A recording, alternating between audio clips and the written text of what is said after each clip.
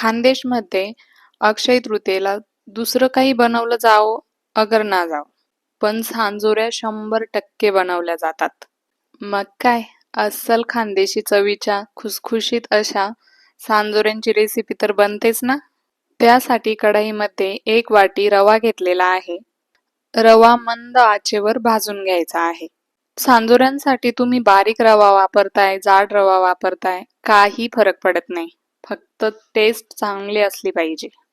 रवा सारखा चाळत राहायचा आहे, खाली जळू द्यायचा नाही. नाहीतर काय, द्या रवा भाजायला टाकून आणि दुसरी कामं बघा. मंद आचेवरच तर भाजायचा आहे, असं बिलकुल करायचं नाही. रवा भाजताना तेल तूप कसलाही वापर करायचा नाही. कढाईमध्ये फक्त रवा टाकून भाजून घ्यायचा आहे. सोनेरी कलर येईपर्यंत रवा भाजून झाला की एका भांड्यात काढून घ्यायचा. ज्या कढाईमध्ये रवा भाजला होता, आता त्याच कढाईमध्ये 1 वाटी गूळ टाकून घ्यायचा आहे आणि पाऊण वाटी पाणी टाकून घ्यायचं आहे. आमच्याकडे सांजोरी दुधामध्ये खातात, म्हणून थोडी गोड आवडते. तुम्ही हवं तर गुळाचं प्रमाण कमी देखील करू शकतात. गूळ पाण्यामध्ये फक्त मेल्ट करून घ्यायचा आहे, त्याचा पाक बनवायचा नाही. गूळ पाण्यात लवकर वितळला जावा म्हणून किसून घ्या किंवा कापून घ्या, म्हणजे आपलं काम सोपं होतं आणि वेळ वाचतो.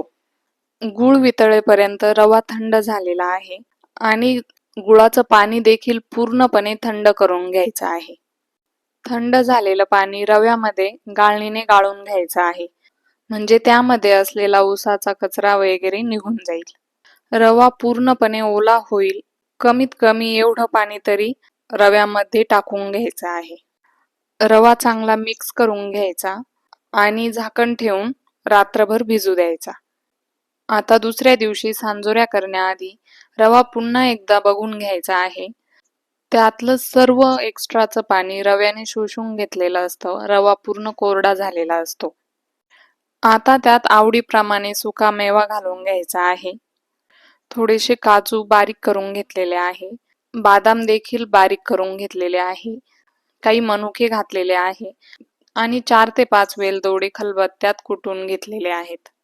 अर्धी वाटी खोबरं किसून घेतलेलं आहे, ते देखील घालून घ्यायचं आहे आणि सर्व साहित्य पुन्हा एकदा रव्यामध्ये चांगलं मिक्स करून घ्यायचं आहे.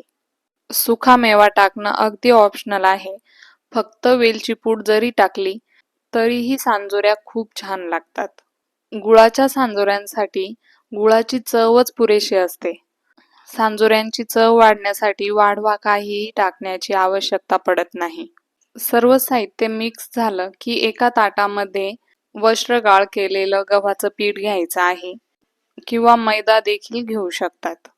आपण पुरणपोळी करण्यासाठी ज्या प्रकारे पातळ कपड्याने गव्हाचं पीठ गाळून घेतो, त्या प्रकारे गाळून घ्यायचं आहे, म्हणजे त्यात एक्स्ट्राचा कोंडा वगैरे येत नाही आणि सांजोरीचं पातळ एकदम पातळ लाटू शकतो. पोळीसाठी कणिक करतो तसं कणिक करून घ्यायचं आहे. कणिकला थोडंसं तेल लावायचं आणि मऊसूद मळून घ्यायचं आहे. 15 ते 20 मिनिट कणिक तसंच भिजू द्यायचं. एखादा पातळ कपडा कणिकवर टाकून कणिक झाकून ठेवायचं आहे. आता कणिकचे बारीक बारीक गोळे तोडून घ्यायचे आहेत. सांजोरी किती मोठी किंवा लहान ठेवायची यानुसार गोळा घ्यायचा आहे. गोळ्याला दोघं साईडने कोरडं पीठ लावून घ्यायचं आणि लाटून घ्यायचं आहे. आपण उडीदचा पापड लाटतो अगदी त्या प्रकारे पातळ लाटायचं आहे. जेवढं पातळ लाटणार तेवढी कुरकुरीत सांजोरी येते. एक सोबत 4 ते 5 पाते लाटून ठेवले तरीही चालतात. आता त्या पात्यावर सारण टाकून घ्यायचं आहे. सारण टाकताना कंजूसी करायची नाही, अगदी भरभरून सारण टाकून घ्यायचं आहे. जास्त सारण असलेली सांजोरी खाण्यासाठी फारच छान लागते. जास्त सारण घातल्यामुळे सांजोरी फाटेल किंवा तुटेल याचं टेन्शन घेऊ नका. फक्त मी सांगितलेल्या सर्व टिप्स फॉलो करा. अगदी परफेक्ट सांजोरी तुम्ही बनवून तयार कराल. सारण टाकल्यानंतर ते पात्यावर आजूबाजूला पसरू द्यायचं नाही. आजूबाजूला थोडंफार पडलेलं असेल तर ते उचलून घ्यायचं. सारण पासून थोडासा अंतर ठेवून पात्याला पाणी लावून घ्यायचं आहे आणि उरलेला अर्ध पात व्हिडिओत दाखवल्याप्रमाणे त्यावर टाकून घ्यायचं आहे. पाणी लावल्यामुळे पात्याची दोघं तोंड एकमेकांना घट्ट चिटकतात आणि ती सांजोरी तेलात फुटत नाही. कटरच्या सहाय्याने एक्स्ट्राचा भाग कापून घ्यायचा आहे. कापताना सारणपासून थोडं अंतर ठेवून मग कापायचं आहे. तेल गरम झाल्यानंतर सांजोऱ्या त्यात तळून घ्यायच्या आहे. सांजोरी तळताना तेल आधी चांगलं गरम करून घ्यायचं आहे. त्यानंतर गॅस मंद आचेवर करायचा आणि मग सांजोरी तेलात टाकायची आहे. सांजोरी तेलात उलटपालट करत राहायची आणि दोघं साईडने व्यवस्थित तळून घ्यायचे आहे. सांजोरीला सोनेरी कलर आल्यानंतर सांजोरी तेलातून काढून घ्यायची आहे. अशा प्रकारे सर्व सांजोऱ्या तळून घ्यायच्या आहेत.